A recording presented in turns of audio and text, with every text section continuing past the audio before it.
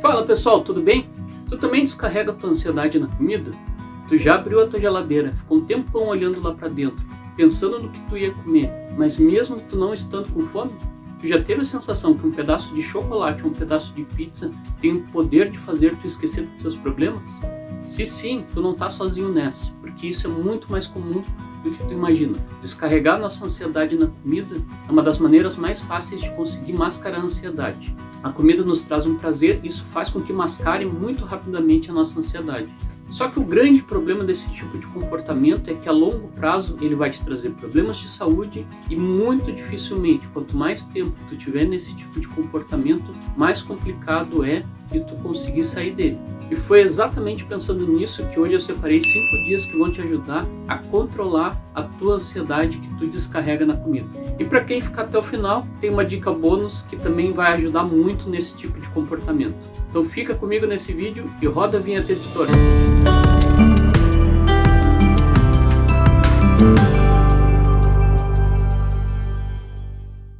As mulheres, sem dúvida nenhuma, são as que mais sofrem com a ansiedade. No geral, são praticamente o dobro do caso de mulheres que têm ansiedade com relação aos homens. Isso tem uma explicação que é, de certa forma, muito fácil de entender. As mulheres, elas têm dupla jornada de trabalho e a nossa sociedade foi estruturada de uma maneira que cobra muito das mulheres o comportamento, a beleza, as atitudes. Muitas vezes elas fazem isso tudo sem nenhum tipo de apoio de seus familiares. Uma outra questão que influencia muito para que as mulheres descarreguem a sua ansiedade na comida é a questão hormonal. Os hormônios influenciam muito nesse processo. E diante de tudo isso, é muito comum a gente descontar a nossa ansiedade na comida, porque ela é de fácil acesso e ela é socialmente muito bem aceita e inclusive estimulada. Ou tu não nota que toda vez que tu liga a TV ou tu acessa o celular ou navega na internet, existem inúmeras propagandas de comidas, restaurantes, o estímulo visual e o estímulo auditivo para que tu te refugie na comida quando tu tá com ansiedade, ele é muito grande. A comida, sem dúvida nenhuma, é um prazer muito grande que a gente tem. E toda vez que o nosso cérebro identifica que a gente está passando por um problema ou que a gente está enfrentando alguma coisa, ele vai buscar a fonte de prazer de mais fácil acesso. E geralmente é a comida. Chocolate, pizza, fast food, tudo isso está muito fácil, a gente pode consumir a qualquer hora do dia e sem nenhum tipo de discriminação, que é muito diferente do álcool, do tabaco e das drogas, que também são outras fontes de prazer, que muitas pessoas mascaram a sua ansiedade utilizando esse tipo de artifício, mas já não é uma coisa tão fácil quanto a comida. Então, para combater esse tipo de fuga da nossa ansiedade, eu preparei 5 passos, 5 dicas que podem te ajudar a identificar o teu problema e não deixar que a comida se torne uma fonte de prazer para mascarar a tua ansiedade, certo? Então acompanhe aí com a gente.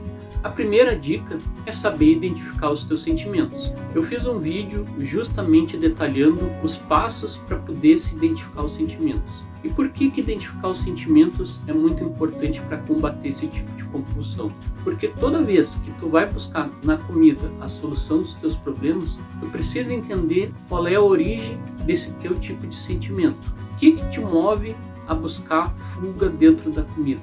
Essa, sem dúvida, é a parte mais difícil de todo o processo. Ela exige muito trabalho, muita prática e muita dedicação. E foi exatamente por isso que eu fiz um vídeo detalhando muito bem quais são os passos para se identificar os sentimentos. E por que entender o que a gente está sentindo nos ajuda a evitar a compulsão alimentar ou descarregar a nossa ansiedade na comida? Porque toda vez que o nosso cérebro identifica que a gente está passando por um problema, ele vai buscar uma fonte de prazer muito rápido. Se nós entendermos qual é a fonte do problema, o que nos está incomodando, nós conseguimos dar encaminhamento para aquele tipo de sentimento. Por exemplo, se eu estou angustiado porque eu estou com pouco dinheiro ou eu estou desempregado, então eu posso concentrar a minha atenção para resolver o problema em vez de concentrar minha atenção na comida. Se eu consigo identificar que eu estou angustiado porque eu tenho um trabalho muito importante para fazer, tenho uma prova e aquilo está me deixando inquieto, eu consigo dedicar minha atenção para resolver o problema e não direcionar para a comida. Muitas vezes isso acontece de forma automática, porque enquanto a gente está tentando resolver o problema que está nos angustiando, a gente fica com vontade de ficar comendo para ir sentindo prazer, porque geralmente não é uma tarefa agradável. Daí entra um segredinho. a gente usa substitutos. Por exemplo, se toda vez que tu vai abrir a geladeira que tu tá te sentindo ansioso, em vez de pegar alguma coisa para comer, pega um copo d'água, pega uma garrafa de água e serve um copo d'água. Assim teu cérebro vai associar que o ato de abrir a geladeira sempre é para pegar um copo d'água. Não fique procurando comida dentro da geladeira. Abriu a geladeira, pega água, mesmo sem estar com sede. E muitas vezes isso cria um hábito que com o tempo vai evitar que toda vez que tu te sinta ansioso, tu descarregue ela dentro da comida. Dica número 2. Evite os gatilhos que disparam a ansiedade dentro de você. Existem muitos gatilhos externos que acabam disparando a ansiedade no nosso corpo. Por exemplo, dietas restritivas, síndrome do pensamento acelerado, um comportamento antissocial, ou seja, querer ficar muito mais tempo sozinha do que com amigos e familiares, o excesso de trabalho, falta de açúcar no sangue, ou seja, uma alimentação que não está sendo feita de maneira correta, o estresse, pensamentos negativos, falta de objetivo na vida, cigarro, álcool, drogas, angústias, tristezas e frustração mal resolvida. Tudo isso são gatilhos que quando tu sente ou quando tu passa por esse tipo de situação, faz com que o teu cérebro busque a fonte de prazer. E a fonte de prazer mais fácil é a comida. Então busque identificar esses momentos dentro da tua vida para conseguir trabalhar eles para evitar. Ou seja, buscar ter uma alimentação balanceada, não fazer dietas restritivas, evitar estresse, conviver mais com amigos e familiares, ter pensamentos positivos, evitar o pensamento acelerado. Eu tenho um vídeo aqui no canal que fala sobre isso.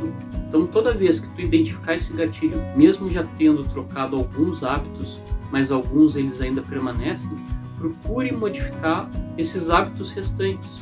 Por exemplo, em vez de consumir álcool, consome uma água saborizada, um suco. Procura fazer substituições. Não tente trocar o teu hábito de forma muito radical, mas vai substituindo as coisas aos poucos. Por exemplo, está trabalhando demais, começa a reduzir teu ritmo aos poucos. Não tente fazer grandes modificações na tua vida. Isso facilita muito o teu processo de reeducação, certo? A nossa dica número 3. Eu já falei dela aqui, mas eu vou frisar e vou detalhar bastante ela. Ter uma alimentação correta e balanceada. Nessa parte é muito importante tu entender que tu precisa sim da orientação do profissional de nutrição. Não adianta tentar resolver os teus problemas sozinho. Não adianta procurar fórmulas mágicas na internet. Isso não resolve nada. Procure um profissional qualificado que saiba o que está fazendo para ele te dar uma dieta que seja adequada para o teu corpo físico e para a tua saúde. Isso é muito importante de tu entender. Uma outra coisa que tu precisa compreender é que o nosso intestino, que absorve a maior parte dos nutrientes do nosso corpo, ele é considerado por muitos especialistas como o nosso segundo cérebro, porque ele tem 500 milhões de neurônios e ele é o único órgão do nosso corpo que consegue funcionar de maneira independente do nosso cérebro. E existem pesquisas que estão conseguindo comprovar que muitas das nossas emoções, muitos dos nossos comportamentos, por consequência, estão relacionadas com a nossa alimentação e com a saúde do nosso trato intestinal. Então a alimentação ela interfere diretamente no nosso emocional. Tem até uma expressão que é popular que faz com que a gente entenda muito bem essa relação, que é a palavra enfesada. Ou seja, o que quer dizer uma pessoa que está enfesada? É uma pessoa que está rabugenta, que está de mau humor. E de onde é que vem, será a palavra enfesada? Isso mesmo que tu está pensando, vem de fezes, né? Ou seja, a pessoa que está constipada, que está com prisão de ventre. Ela não fica irritada, ela não fica difícil de se tratar. Isso é só uma alegoria para mostrar a relação que o nosso intestino tem com o nosso comportamento emocional, com o nosso humor, com os nossos sentimentos e com as nossas emoções. E conforme essas pesquisas vão avançando, fica cada vez mais evidente que uma alimentação correta, uma alimentação saudável, teu trato intestinal estando saudável, as tuas emoções vão ser diretamente influenciadas, certo? Então, cuide com a alimentação. Eu vou deixar aqui uma dica de alguns alimentos que podem nos auxiliar nesse processo.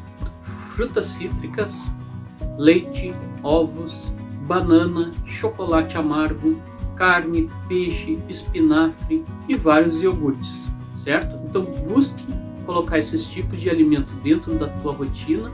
faça uma alimentação balanceada, procure um profissional de nutrição para que ele possa te ajudar, certo? Dica número 4. Use e abuse dos chás.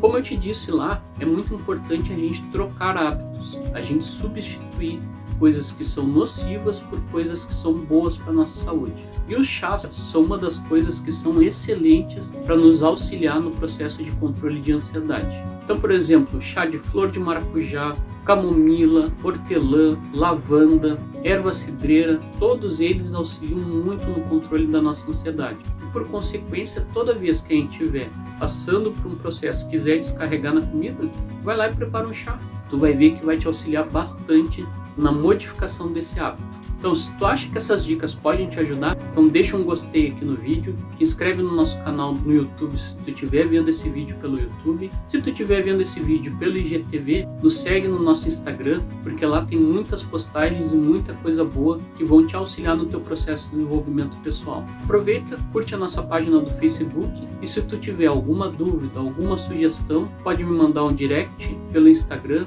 pode deixar aqui nos comentários, ou pode acessar a nossa página engenhariaemocional.com.br, que lá tem todas as formas de entrar em contato com a gente. E para quem ficou até o final, segue a dica bônus. Como muitos de vocês sabem, eu também sou terapeuta floral e foi um dos primeiros cursos que eu fiz há 14 anos atrás, 15 anos quase atrás. Tem um floral que eu gosto muito, que eu utilizei muito durante muitos anos para ajudar as pessoas que estavam passando no processo de ansiedade. E ele sempre teve uma resposta muito boa, já ajudou muita gente. Esse floral é do Sistema Floral de Minas e o floral é chamado de Serenium.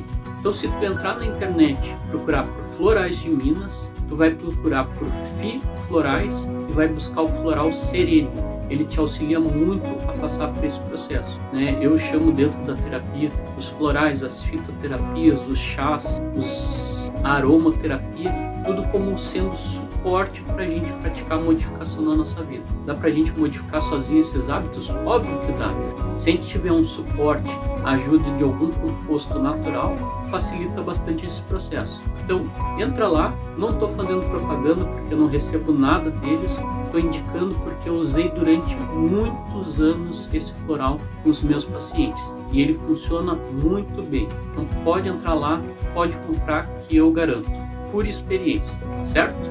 Fico então por aqui, agradeço por ter visto o vídeo e até o próximo vídeo. Tchau!